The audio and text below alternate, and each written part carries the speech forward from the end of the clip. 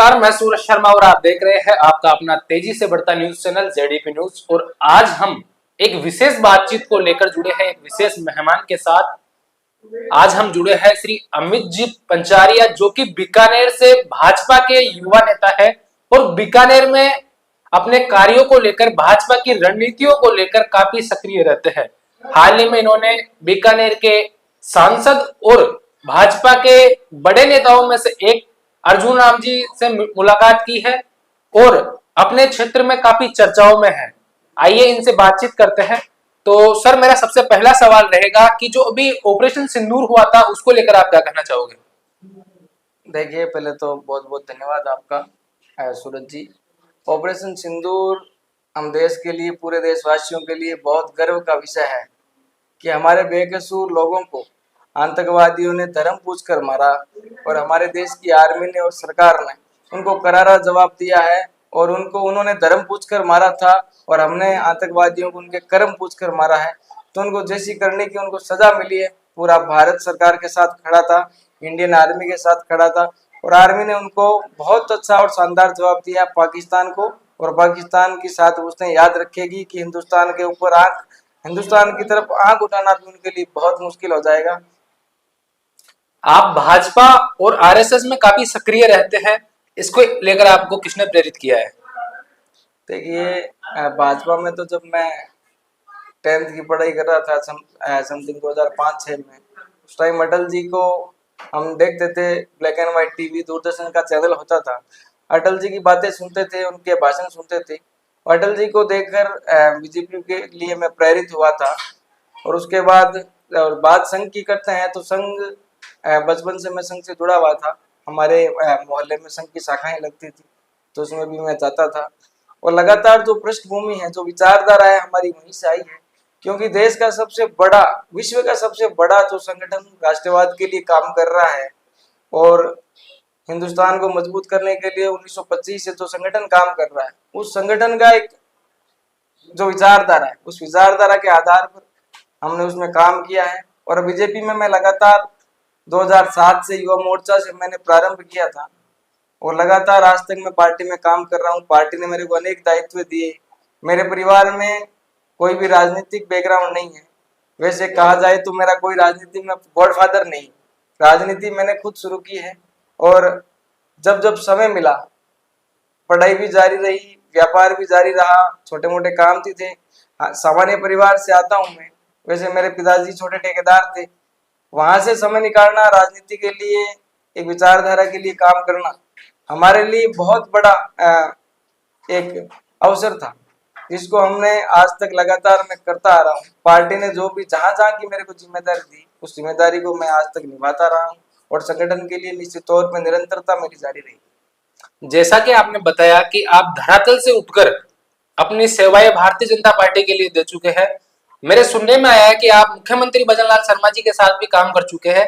उनके साथ काम करके कैसा लगा और उनके साथ काम करने का अनुभव कैसा रहा? देखिए, निश्चित तौर पे माननीय मुख्यमंत्री भजन लाल जी शर्मा के साथ मैंने काम करने का मेरे को समय मिला, अवसर भी मिला। जोधपुर का नगर निगम चुनाव था, उस टाइम भाई साहब वहाँ के संभाग प्रभारी थे और प्रदेश के महामंत्री हुआ करते थे। और मेरे को पार्टी ने वहाँ की चुनाव के नाते, नगर निगम चुनाव में मेरे को पार्टी ने वहाँ की जिम्मेदारी दे रखी थी। तो भाई साहब का पूरा सानिध्य मिला और माननीय भजन लाल जी जैसे कार्यकर्ता जो रात दिन पार्टी के लिए समर्पित होकर अपने घर से 400 500 किलोमीटर बाहर प्रवास करके महीने में 25 दिन, 20 दिन भजन लाल जी प्रवास करते थे। ऐसा हमने उनके काम को देखा है और उसका ही फल है जो पार्टी ने आज उनको इस राजस्थान का मुख्यमंत्री बनाया है। और कार्यकर्ताओं के लिए बहुत बड़ा तोहफा है। ऐसे कार्यकर्ताओं को पार्टी मौका देती है और ये केवल भारतीय जनता पार्टी में ही संभव है। आप लगातार भारतीय जनता पार्टी के लिए एक्टिव रहते हैं। इस पूरी सामाजिक गतिविधियों को लेकर और इस राजनीतिक गतिविधियों में से आप अपने परिवार को कैसे समय दे पाते हैं? देखिए, 2017-18 के बाद लगभग मैं एक प्रवासी कार्यकर्ता के रूप में पार्टी ने मेरे को दायित्व दिया, मेरे को काम दिया। तो लगातार मैं बाहर, घर से लगभग 20 दिन 25 दिन मैं बाहर अपने कार्य क्षेत्र में प्रवास पे रहता था। मैनेज करना पड़ता है, पार्टी का काम भी करना पड़ता है, घर परिवार को भी देखना पड़ता है। लेकिन पार्टी के प्रति और संगठन जो काम देता है, उस काम को ऊर्जा के साथ करना और जो ऊर्जा वहां से मिलती है उससे परिवार भी संभल सकता है, हम संगठन का काम भी कर सकते हैं। और लगातार जो पार्टी ने मेरे को काम जहां जहां जिस विधानसभा का, जहां जिस लोकसभा का मेरे को पार्टी ने काम दिया, मैंने बखूबी निभाया और मैं आगे भी प्रयास करता रहूंगा, संगठन का कार्य करता रहूंगा। लगातार सामाजिक गतिविधियों में और राजनीतिक गतिविधियों में एक दूसरे के विरोधी बहुत होते हैं, आपके जो विरोधी है उनको आप क्या कहना चाहोगे? देखिए, वैसे तो मैं एक सामान्य परिवार से आता हूँ और पार्टी का एक छोटा सा कार्यकर्ता मैं खुद को मानता हूँ। वैसे मेरा कोई प्रतिद्वंदी नहीं है, लेकिन फिर भी अगर कोई अपने आप को मेरा प्रतिद्वंदी माने या मेरे से कोई ईगो हर्ट है किसी को, तो राजनीति का उसूल है साहब, अगर हम राजनीति ही कर रहे हैं तो राजनीति का उसूल है कि राजनीति में गड़े मुर्दे उखाड़े नहीं जाते, और अगर उनको जिंदा रखा जाता है, उनको मरने नहीं दिया जाता। उनको जिंदा तब तक रखा जाना चाहिए तब तक उनको उचित जवाब नहीं दिया जाता। समय की बात है, समय सबका आता है। अब हमको निश्चित तौर पे तय ये करना होता है कि उसको, उस किताब को बंद करना चाहिए या उसकी आगे की स्क्रिप्ट लिखनी चाहिए। ये समय की बात है। समय जैसे जैसे परिवर्तन होता रहेगा, सबको अपने आप जवाब मिलता रहेगा। मैं मेरी निरंतरता के साथ जो मेरे को संगठन काम देता है मैं उसको करता हूँ, ईमानदारी से करता हूँ। जो भी कार्य मेरे को पार्टी दे रही है, सामाजिक गतिविधियों में भी मैं अपने समाज के प्रति भी मैं लगभग सक्रियता रखता हूँ। छत्तीस बिरादरी के साथ मैं सबके साथ मिलकर मैं रहता हूँ और पार्टी जो भी जिम्मेदारी मेरे को दे मैं बखूबी निभाने का प्रयास करता हूँ। जैसा कि मैंने शुरू में ही बताया था कि अभी अभी आपने केंद्रीय मंत्री अर्जुन राम जी मेघवाल से मुलाकात की है, जो कि क्षेत्र में काफी चर्चाओं का विषय रही है। पूरी मुलाकात का क्या निष्कर्ष निकला?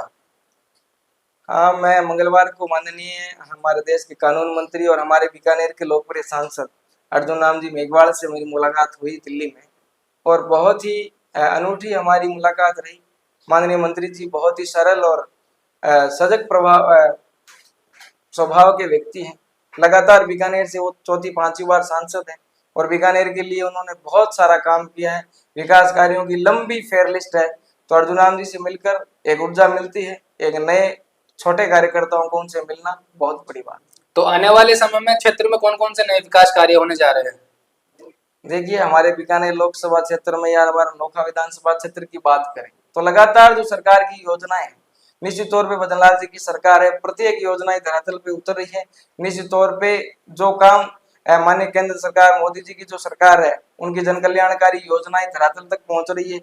अंतिम व्यक्ति तक बैठे, हमारे अंतिम छोर तक जो व्यक्ति हमारा बैठा है, अंत्योदय की जो योजना है पंडित दीनदयाल उपाध्याय जी के नाम से, प्रत्येक कार्य हमारे बीकानेर लोकसभा क्षेत्र में हो रहे हैं। और आगामी जो भी भविष्य में अपनी योजनाएं हैं, उन योजनाओं को निश्चित तौर पे क्रियान्वित होता रहे। साहब, एक छोटी सी बात और कहना चाहूंगा। जो मोदी जी का जो विजन था, सबसे बड़ी बात जो आपके पीछे रह गई, मैं कहना चाहता हूँ कि जो राम मंदिर का मुद्दा था, 500 साल का जो संघर्ष था, जो सबका संकल्प था कि भारत में, हमारे देश में प्रभु श्री राम का मंदिर बने। छोटी सी बात कहना चाहता हूँ आपको, कंकर कंकर शंकर इसका प्राण प्राण में गीता है। कंकर कंकर शंकर इसका प्राण प्राण में गीता है। दिल की धड़कन रामायण पग पग पर बनी पुनीता है। नरनाहर श्री पुरुषोत्तम का हम मंदिर भव्य बनाएंगे। सौगंध राम की खाते हैं, हम मंदिर वही बनाएंगे। ये जो विजन था मोदी जी का, हमारे देश के सनातनियों का जो विजन था, हजारों साधु संतों ने जो इस राम मंदिर के लिए अपने जीवन का बलिदान दिया, उस विजन को कहीं ना कहीं हमारे देश के माननीय प्रधानमंत्री जी ने, भारतीय जनता पार्टी की केंद्र की सरकार ने पूरा किया है। तो ये हमारे पूरे देश के लिए बहुत ही गौरव का क्षण है। और प्रभु श्री राम का मंदिर अयोध्या में बहुत ही अद्भुत और अनूठा बना है। आप सबसे मैं आग्रह करूंगा कि एक बार आप सारे लोग अयोध्या जरूर जाएं। धन्यवाद, बहुत बहुत साधुवाद। तो जैसा कि अमित जी ने बताया कि राम मंदिर पूरे देशवासियों के लिए गर्व का विषय है। आज राम मंदिर की द्वितीय जो स्थापना महोत्सव है, जो माननीय योगी जी के कर कमलों से आज राम मंदिर की प्राण प्रतिष्ठा की गई है। दूसरे मंदिर की प्राण प्रतिष्ठा आज की गई थी, जो कि सभी देशवासियों के लिए गौरव का विषय है। सूरज किरण शर्मा के साथ आप देख रहे हैं जेडीपी न्यूज।